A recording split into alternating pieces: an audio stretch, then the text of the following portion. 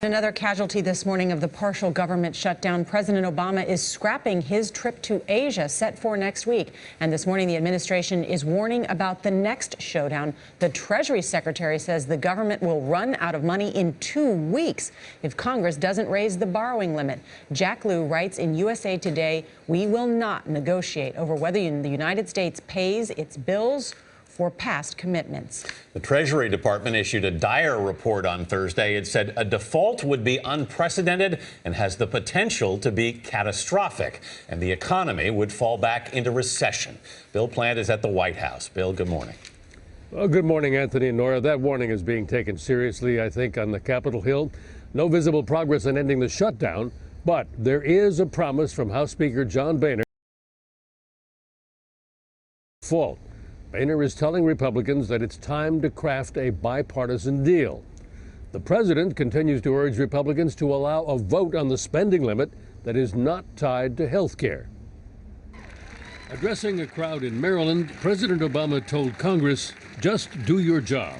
Take a vote, stop this farce, and end this shutdown right now." But the president warned that things could get much worse if Congress does not raise the country's borrowing limit by mid-October. As reckless as a government shutdown is, as many people as are being hurt by a government shutdown, an economic shutdown that results from default would be dramatically worse.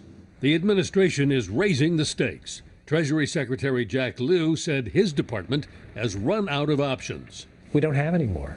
We just don't have any more, and Congress has to act. In 2011, even the threat of a possible default wreaked havoc on the markets and led to Standard & Poor's downgrading the country's credit rating. I don't think that we want to open out what happens.